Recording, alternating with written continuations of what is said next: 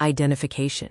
Charitable organizations should understand what a volunteer is and clearly distinguish volunteers from paid employees, board members, suppliers, donors, and other roles connected with the organization.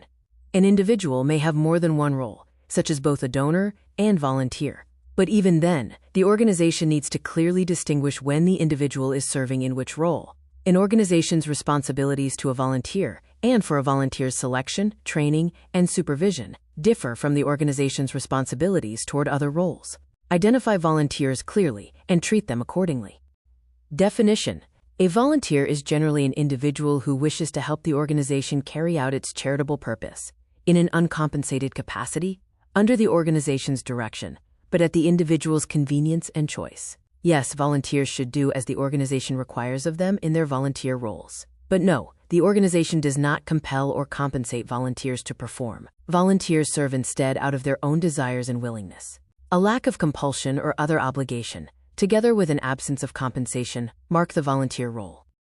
Changes. Individuals can and often do move into and out of volunteer roles and other roles with a charitable organization. Volunteers can, for instance, become employees, and employees can become volunteers. But the line of demarcation should be absolutely clear to both the organization and the individual. Both sides should be in complete agreement about the change, and both sides should know that the relationship changes fundamentally with the change in roles.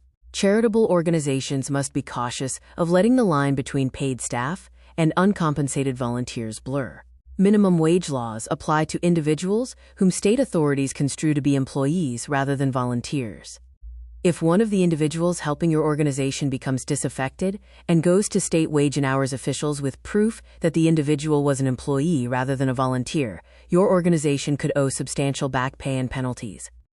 Compensation. Ensure that volunteers remain volunteers and understand that they are volunteers, and that no confusion arises that they might be employees and due compensation. Your organization can do so by adopting and publicizing a volunteer policy and requesting volunteers to sign an acknowledgement of that policy.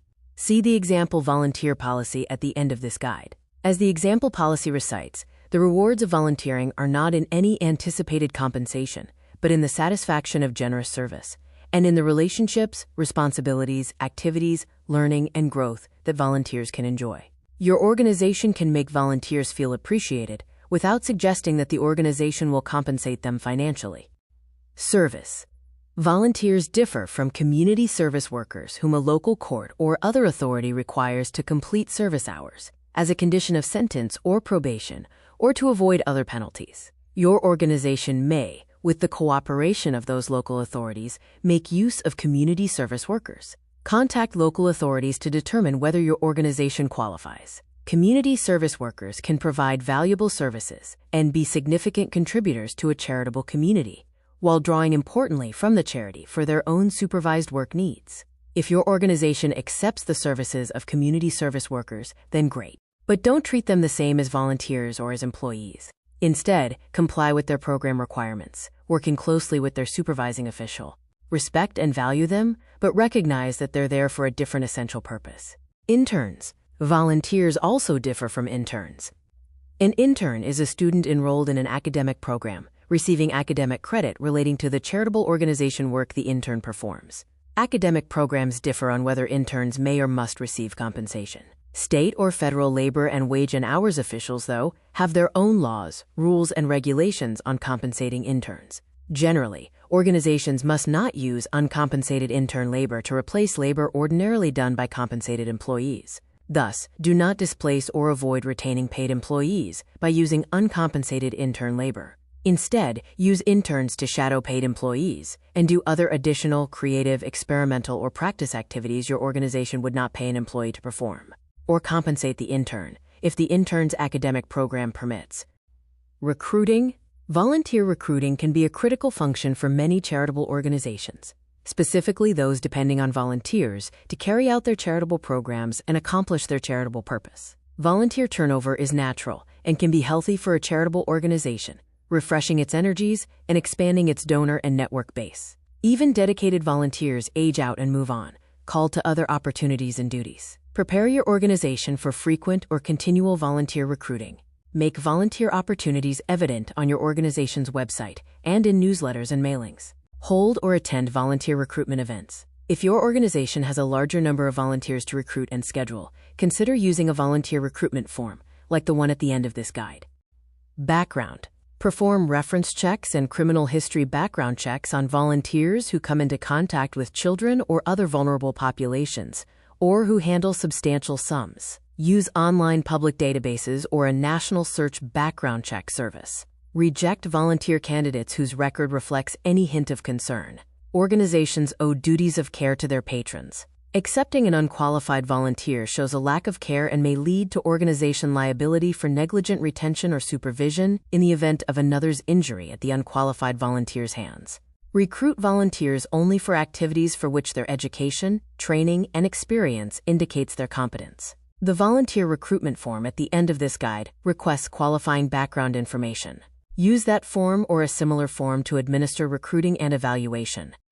Agreement. When accepting a volunteer for your organization's charitable service, be clear about the terms of that volunteer service. Consider having new volunteers review, sign, and submit a volunteer agreement, like the one at the end of this guide.